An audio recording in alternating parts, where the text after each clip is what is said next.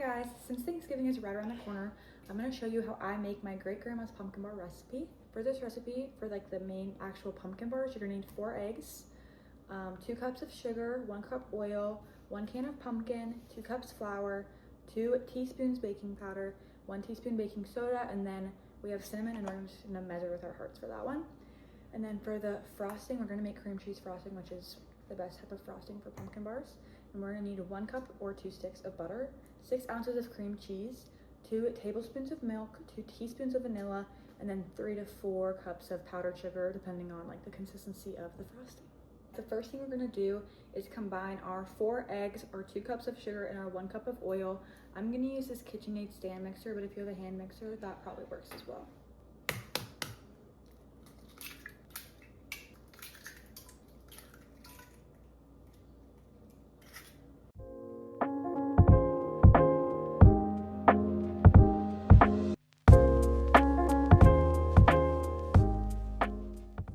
Okay guys, we just beat together the eggs, sugar, and oil. So now we're gonna go in with our dry ingredients and finish up the base. So we're gonna start with 1 can of pumpkin. I guess this isn't necessarily a dry ingredient, but I'm gonna go get my can opener and then we're just gonna put the whole thing in the bowl. When I was younger, I used to be the biggest pumpkin hater ever. I thought everything pumpkin was like totally disgusting, but as I've gotten older, pumpkin is like one of my favorite flavors. I think the reason I didn't like pumpkin when I was younger was because it just looks so gross. Like it just looks like baby food. Okay, I'm gonna mix in this pumpkin and then we're gonna go in with our actual dry ingredients like our flour, our baking powder, baking soda, and then our cinnamon. So we need 2 cups of flour. So in between using my oil and my sugar, I washed this cup. One of my biggest tips for anyone baking literally anything is to put your stuff away once you're done using it and like do some of the washing stuff kind of in the middle. Since I just had to do my wet ingredients before this, I put all of them away. I could put my sugar away, put my oil away, put like all the eggs in the trash and stuff so that it's just out of the way and I can focus on this now, and then there's less of a mess to clean up when I'm done. And then like this, I'm not gonna dirty 2 like cups, so I'm just gonna wash this in between my wet and my dry ingredients so it's clean for this.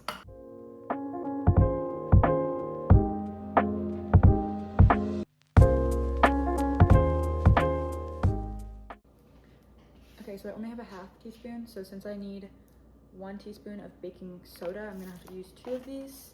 And then we need 2 teaspoons of baking powder, so I'm gonna use 4 of these. My favorite part, we're gonna use cinnamon, and I think it says you're supposed to use 2 teaspoons of this, but we're just gonna go ahead and measure with our hearts. I think right about there is good. And let's mix this stuff together.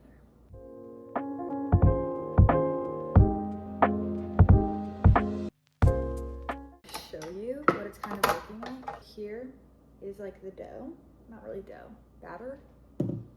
So we're gonna get a baking sheet. We're gonna get a pretty big one because these can make a lot, so it's really awesome. And then we're going to spray it and put it in the oven at 350 degrees. So I'll be right back once I grab the baking sheet. Okay, now I'm gonna use this spray butter and just spray the pan like this. Now I'm gonna go ahead and pour. This is a thin pan, but this batter should just reach like the brim kind of. Oh my goodness, it smells so good. It smells like fall.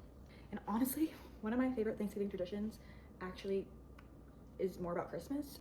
I love going to my grandma's house on Thanksgiving, and then literally one of my favorite parts about being there is talking about what we're gonna bake for Christmas. Me and my cousins and my mom and my aunts and my grandma, all us girls, get together like every year and have a baking day where we just bake like literally everything. And it's like my favorite day of the whole entire year. And I'm gonna go ahead and put this in the oven. I'm gonna set a timer for like 20 minutes, but I guarantee it'll take maybe like 23 to 25 minutes. But just gonna set a timer a little bit earlier so I can check on them to make sure they're not absolutely burning. Okay guys, I put away all the ingredients for the actual pumpkin bar since they're in the oven now. So all that stuff is cleaned up. And then now we're gonna whip up the frosting. There's about 8 minutes left on the timer. So we're gonna quickly make the frosting. And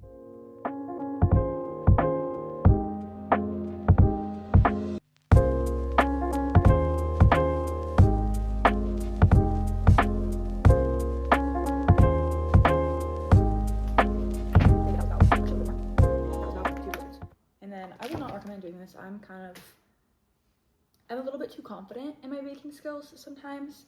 So I think that I can just like measure with my heart for like everything. So don't be like me and actually follow the recipe. You're supposed to have 2 tablespoons of milk. So yeah. I'm gonna go in with 2 teaspoons of vanilla and then 3 to 4 cups of powdered sugar. Hopefully we have enough. Okay, I'm gonna add in this powdered sugar and then mix up this frosting, and then I'll get back to you guys when these are out of the oven and the frosting is on and then they're ready to go.